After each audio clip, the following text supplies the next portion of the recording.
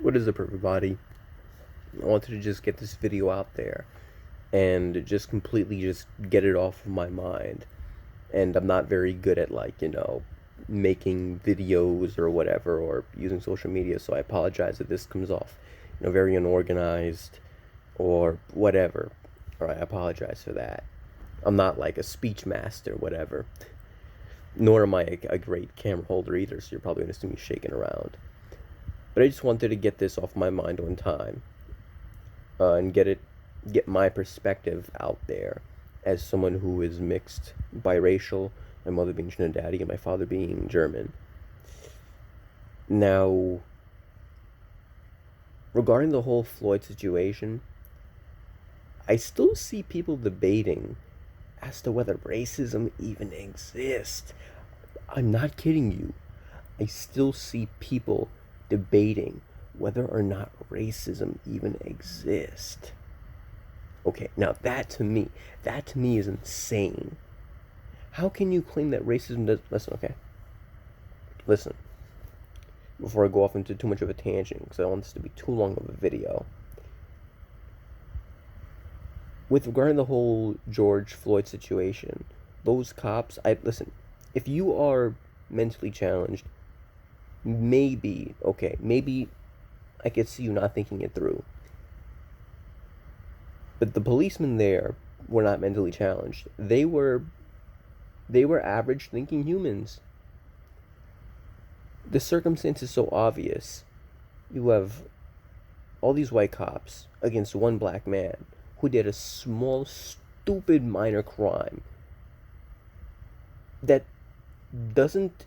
I mean, it's so stupid and minor, it didn't even require a slap on the wrist. Quite literally, it was such a stupid minor crime. And all of them just ganged upon him and literally killed the man.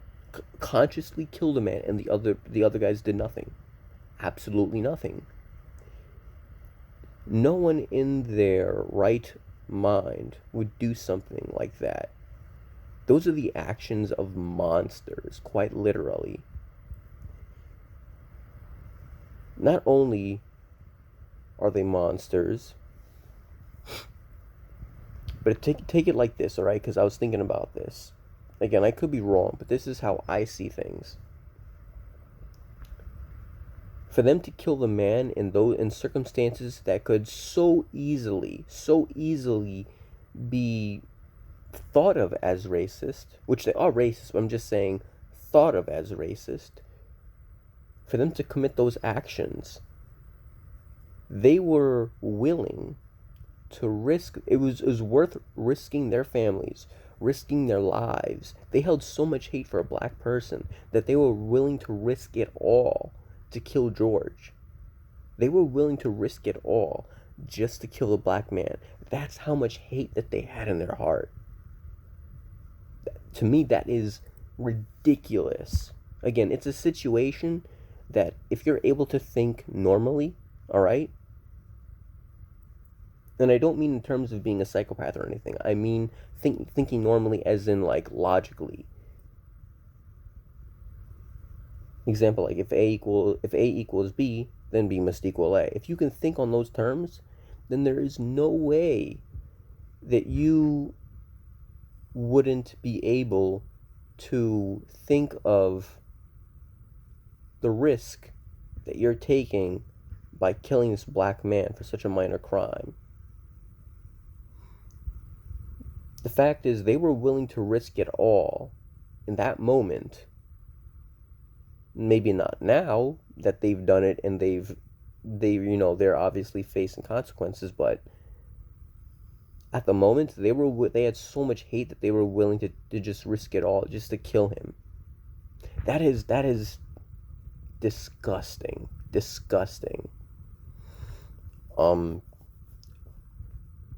Okay, so let me just get to the main point, all right, of me basically making this video. I'm happy to see that people of all colors are coming together to support specifically black people, because they are the ones who are really in need of it right now. Not anyone else. Black people specifically.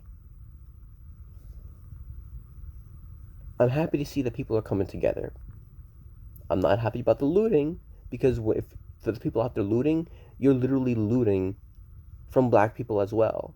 There are black people who own some of these businesses out here, and you are completely messing with their paycheck. That to me again is still very ridiculous. You're horrible if you're doing that, because you are taking advantage of, one, George Floyd's death, his family grieving. You're taking advantage of the people who own these stores and their families. It, it's just completely counterproductive. What people need to start doing, okay? And this goes to the black community. We need to stop black on black violence. We need to stop it. Bloods, Crips, all of these gangs need to come together. I'm not saying that they need to stop existing. I'm not saying that. What I am saying is that we need to stop the violence itself. We need to come together to make peace and fight for something that we both believe in. I don't mean me specifically, but I'm just saying, like, let's say Bloods and Crips, whatever it may be, doesn't matter. It doesn't matter. Just black people in general need to come together to stop all of the violence. You don't know how many times, and I've seen it. I've seen it as an insider. I've seen it.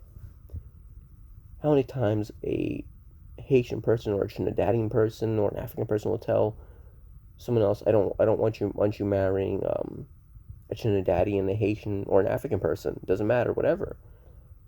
You don't know how many times that I've seen and heard that. Again, the black community is so divided, and that's why racist people can take advantage of us.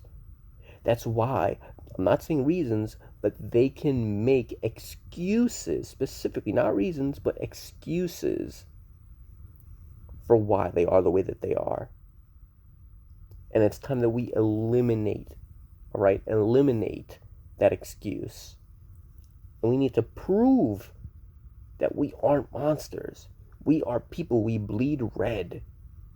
All right? We bleed red just like them. All right? It's time that we come together and truly prove that. Even after this whole situation is over, my fear is that everyone will just come together, because everyone's got a lot of free time on their hands. Everyone's just gonna, after everyone comes together, we're all just gonna split apart after this whole situation is forgotten. But that's not the way to do it. We need to stick together. We need to stick together even after this whole situation, and be there for each other. Even after this whole situation has passed and died down, which I don't believe that people should forget it. But even if people forget it, we need to make sure that we can still be together. And how do we do that?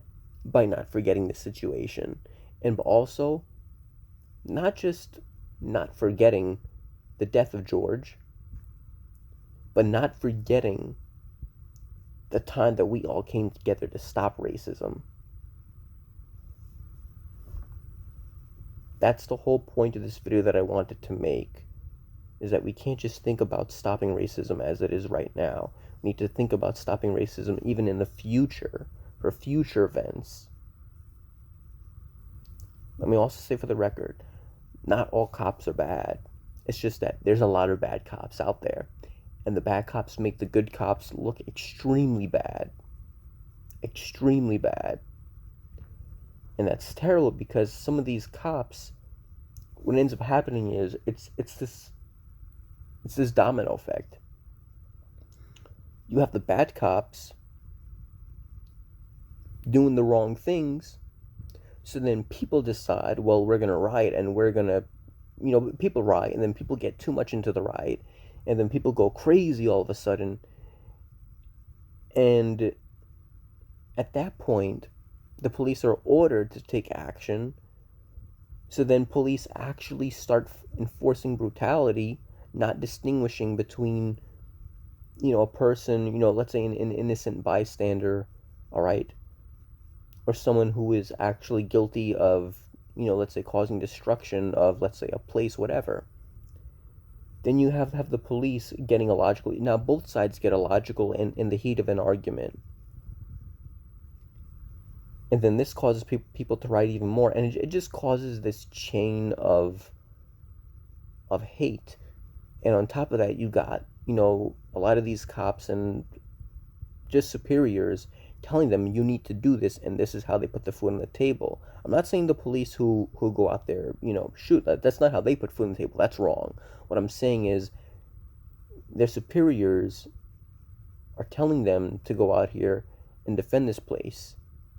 All right, defend whatever it is. Defend this area from the people who are rioting, and let's say, throwing fire bottles in windows, whatever. So they go out there and they'd of course defend the place by getting too heated and enforcing brutality again, even against innocent people, because now it's a heated argument and now everyone's illogical. And then this causes just even more ruckus and destruction.